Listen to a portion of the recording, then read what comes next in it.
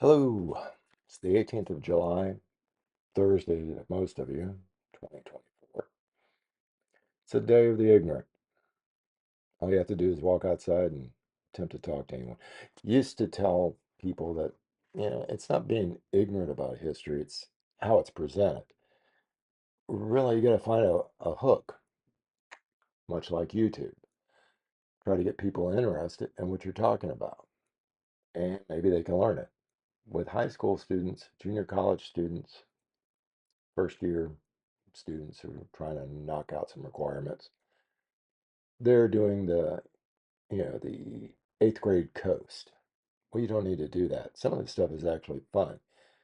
And those going into high school coming up in 3 or 4 weeks in Florida, sucks to be you.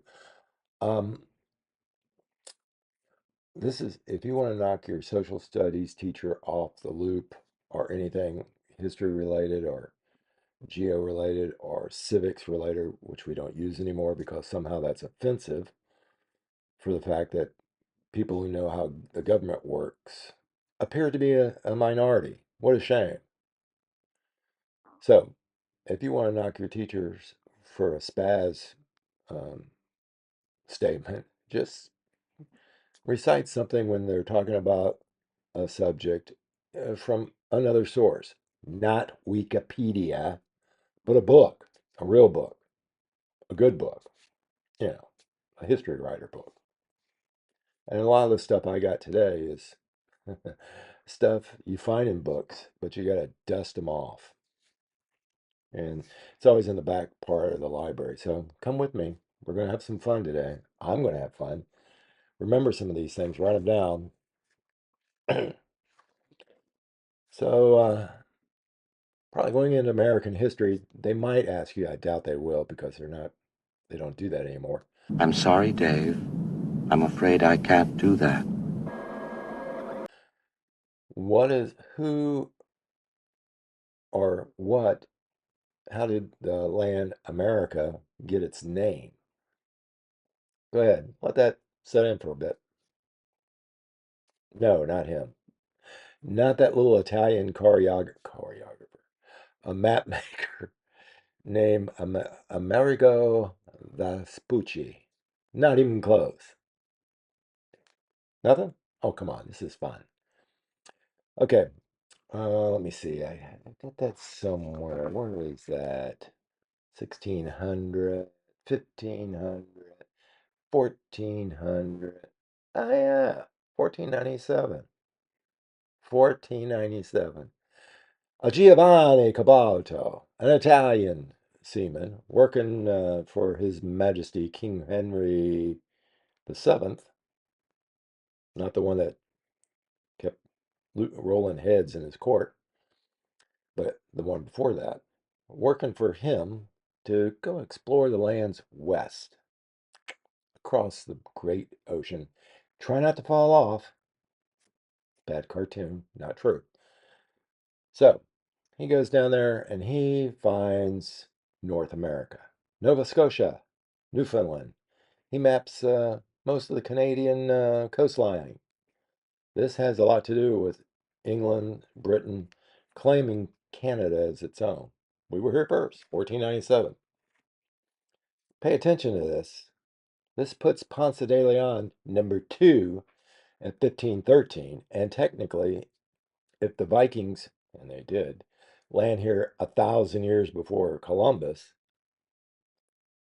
so that would be number three if you're counting at home, four or three. So where does he get his money? In the other things with Ponce de Leon from Spain, King Ferdinand said, "Hey, you know what? I'm going to give you a patent, which means a grant.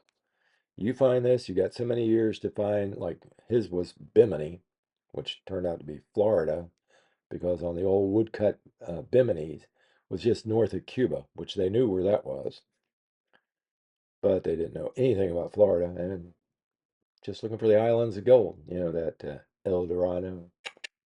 Anyway, John Cabot, will go with his English name now, since he's working for the king. He had a patron, someone who put up the dough, a nice guy, a rich guy, a Welsh guy, but Welch. He was a merchant. And I know you're not just thinking any Tom, Dick, or Harry. Oh, wait a minute. What's Dick? Dick America. I'm not kidding. Richard America. He spelled his name. Let me see if I can find it. AmerYk. He's a brilliant merchant, quite successful. He paid out dough for the ship Matthew to sell with Giovanni, also known as John, Juan, if you're watching in a Spanish cast, to take this voyage west. Don't know what little map maker gave Vespucci the credit because he said he went to the new continent 4 times. In reality, he went twice, maybe just once. And as we've seen, John beat him here by years. So that's it. Some dick and well, some dick in Great Britain. That's who America is named after. It's chronicalized in Bristol, like on that day, St. John's the Baptist Day, June 24th, 1497. The Matthew ship from Bristol arrived on the first use of the word America in reference to the New World. So your teacher asks you, who's America named after? Say, some dick in Bristol. Oh, come on. It's funny. She doesn't get it, or he doesn't get it, or whatever the hell the pronoun is. Just tell them. Some dick in Bristol. Page 2. Yeah, I say page 2 in reality because I use a script. You know, when you teach, you usually use index cards because you got those kids and students always raising their hand about uh, going to the bathroom or what time is lunch, or occasionally they ask the question. But that's the hook of history. You got to be able to get there. Now, as you last saw, this one goes to the science people. I always like this one. Hey, dude. Real, this is it. I'm sorry. Teacher, dude. Why is it called Earth, man, if it's mostly made of water? Okay, well, that's right. You're wrong. It's not made of water, mostly. It's covered by water. Yeah. The Earth itself is very mass. Six, get this right, 6 million billion, throw a met term at you, kilograms weight. That's how much weight, not pause, but weight. Water covers what, about 54, I don't know, 54, 56% of the earth covers. But the mantle itself and all the rocks and everything else vastly outweigh the water. In fact, there's water in the mantle. According to a Japanese study, turn of the century, 2002, 2003, they determine that there is approximately 4 or 5 times as much water in the mantle than that's covering the earth. That's oceans, seas, waterways, rivers, ponds. That mud puddle my dog stepped in this morning. Yeah. So that's why we call it earth instead of rock or water. Thank you, Arthur C. Clarke. Yeah, that's what he said. Why do we call it earth when it's clearly an ocean? Well, what do you expect? The guy wrote 2001 A Space Odyssey, and Had something to do with some sort of scientific creation called a satellite. You got to give them credit every now and then. What's the third item? See, you thought I wasn't counting. Third item. Back to civics. Should be easy. Should be. How many states are there in the United States? The Union. Come on. Technically, and I'm always technical, 46. That's right. Virginia, Kentucky, Pennsylvania, and Massachusetts are known as commonwealths. They wanted that clear separation from the crown, that they are governed by the common sense of the people, not a royal governor. Commonwealth. Not to be confused with the Commonwealth of Puerto Rico, which is a commonwealth but also a territory, or Guam. Um, so next, item 4. Let me just move this because I do take notes and I use them constantly. But occasionally I go to the good book, and I'm not going to tell you which one. You have to find out. But most of my stuff are in books. Every now and then go down there and see what you can find at the library. It's Mark Twain's favorite invention. Let's go to a library. Okay, I know you've all seen The Mummy. You know, the one with Tom Cruise. There was another one, Brendan Fraser, and more, years and years ago. That was a good one, the Boris Karloff one. Although I did like the Brendan Fraser one. I got a thing for Raquel, what's her name? Or Rachel. Moving on. So we're on that term, the curse of the mummy. Where did that come from? Here's the story. The story of the Pharaoh's curse. It was reported in the article that the inscription stated, "Those who enter the sacred tomb shall swiftly be visited by the wings of death."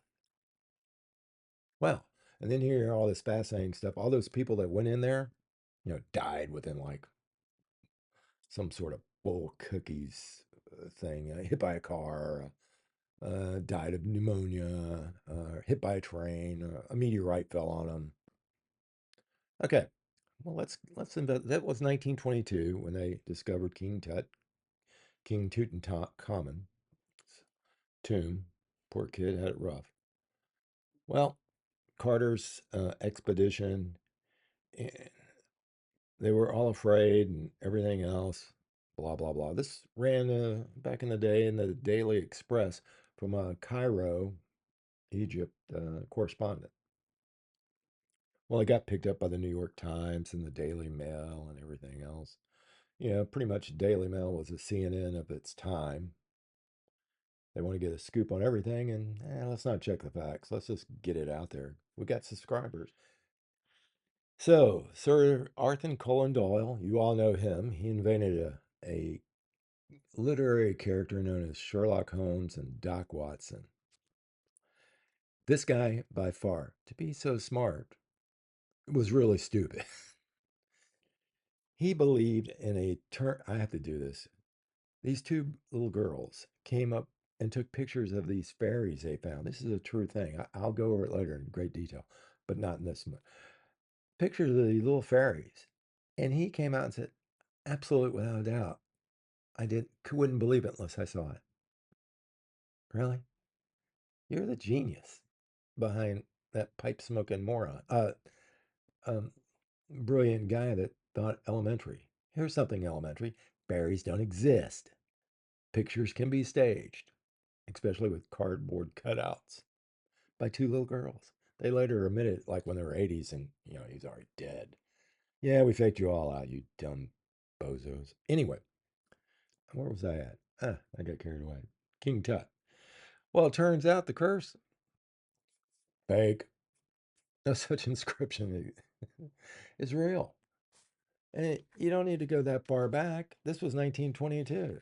You could read a good book by Jane Webb called The Mummy.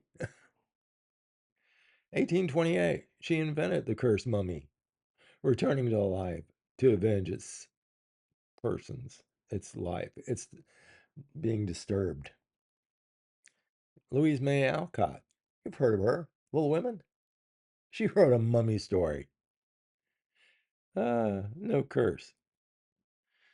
And here it is. Of the alleged 26 deaths related to the curse of the mummy, which, as we just found out, never existed, never was inscribed. The British Medical Journal. Okay, these guys have made mistakes before, but generally are right on. In 2002, showed that only 6 died within the first decade. The first 10 years. Let's remember, it's 1922. People didn't live to be about 60, including Howard Carter, the discoverer, head of the one, Target One. He lived for another 17 years. But the story just doesn't go away. 1970, someone else with the artifacts complained that, one of the guards had a stroke while guarding the tomb in the 1970s. Could have been the stench. Could have been the city you live in that gave you the stroke. Another little fun thing, Tutankhamun, his mummy showed him to be about 19 years old. He's 5'6", tall, skinny. Apparently had a really funny overbite that was easy to tell in the CAT scan. And probably died from an infected cracked kneecap. Maybe Tanya got him, with a lead pipe. You remember all the bra burnings? And that, you don't, of course, your children. In 1968, the Miss America contest, as usual, is being held at Atlantic City. A bunch of protests. Well, it wouldn't be a bunch. I think it was short of 40. They got out and they were protesting against, this contest, the Miss America contest. And they proceeded to toss all their high heel shoes, bras, curlers, and tweezers into a Freedom trash can. Freedom trash can. That was the name of it. Toss their. Probably didn't toss the ones they were wearing. Just brought one for show. The myth of the bra burning was an article, naturally, again, exposed by some journalists who can't sell enough stuff and can't get a byline unless she juices the story up. Freedom of the press. She told Ms. Magazine, the writer of this, Lindsay Van Gelder, it was started, I mentioned highs in the story that the protesters were planning to burn bras, girdles. I don't blame them on that. And other items in the trash can. The headline writer took it a step further and called them bra burners. So it isn't even to her credit. Some editor who's eating a sandwich, drinking coffee, and trying to get out on time. Bra burner. That sells. George Washington, the father of our country, who contracted pneumonia in the rain, had wooden teeth. No, he did not. This is a common misconception. Some people use myth. Myth is not appropriate as it doesn't explain anything that's scientifically lacking. Because scientifically, we can tell you what he did have: hippopotamus or elephant ivory teeth. They are all tied in together like with gold bands and stuff like that. I think when he became president, he only had one tooth, natural. No wonder he took such a bad picture. No wonder he painted such a bad portrait for the dollar bill. It was uncomfortable. Funny thing though is his dentist was named John Green Wood, so maybe that's where that got started. Okay, you're gonna hate me for this one. I think what the All-Star game was just on baseball. What country was America's favorite pastime invented in? Go ahead. Yeah, it's just one name. Go ahead. No, that's right. The land of crumpets and tea, England. It's called bounce ball or goofball or base thin ball. The people in the major league, they heard this at the early 1900s. They had to go back and invent it in America. Abner Doubleday, a Civil War general, was given the credit for inventing baseball in America. Not true. Baseball invented him. There's a number of things in this reference. In 1906, the Major League Executive Board advanced this theory that Admiral Doubleday in Cooperstown, New York, in 1839, invented the game. A legend was born. Never mind the fact that there's a lot of evidence of bat and ball games being played in Puritan America. Strike two. That's Puritan, 1600s America. Where do these guys get off the boat from? Dutch or England? So the credit for the America's game kind of belongs to Alexander Cartwright. He was a bookseller from Manhattan and also a volunteer fireman. In 1842, he founded the Knickerbocker Baseball Club after the fire engine company there. In fact, he's the one that dimed out the rules of the game and also the shape of the field, a diamond. Features. Here's another one. Name the one sport that was invented in America. Basketball. Who's it invented for? Women. And it's invented by James Naismith, a Canadian, for the YMCA. Did you know it took 20 years for them to figure out to cut a hole in the basket? There were people there that all they did was get the ball out of the basket and throw it back into play. 20 years. Let's go ahead and cut a hole in the basket. Let's see what happens. Wow, this really moves the game along a lot quicker. 20 years. And they wonder why they can't catch people dribbling. I can hear the complaints now in the comments. What was Billy the Kid's real name? Don't say it.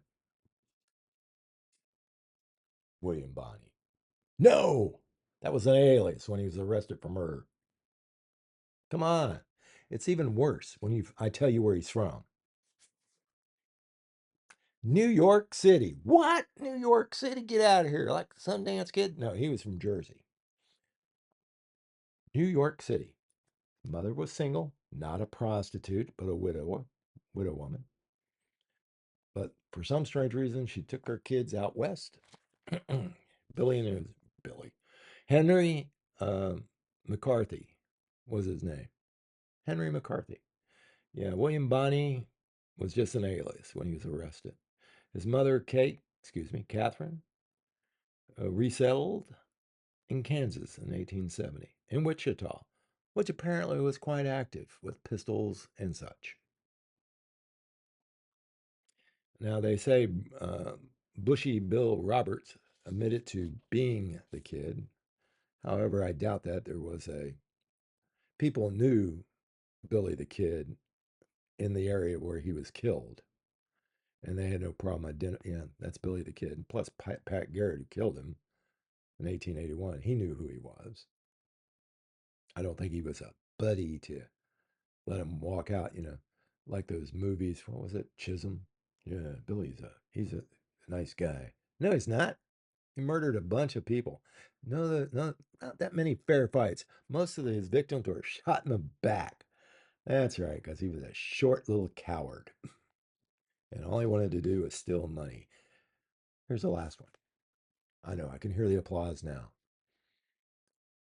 How did Mark Twain get his name? You remember Mark Twain? Yeah, the creator of, what's his name? Huck Finn, Tom Sawyer, Becky Thatcher, all those good guys. How did he get his name? Wasn't he named after a measurement on the river? 12 feet, Mark Twain, safe water? No, that's right. You're wrong. No, he stole it. Another writer was using that name. Another writer he knew who was a steamboat captain. His name was Captain Isaiah Sellers, 1802 to 1863. He was a news correspondent for the New Orleans Pecan. Mark Twain was the nom de plume, writing name, of one Captain Isaiah Sellers, who used to ride river news over it for the New Orleans paper. He died in 1863, and as he could no longer need that signature, I laid my violent hands upon it without asking for permission from his remains. Samuel Clemens. Like I say, history. It's a lot stranger than that crap that they turn out in Hollywood. I hope you enjoyed it. Love your comments. Love to hear anything else you got to say.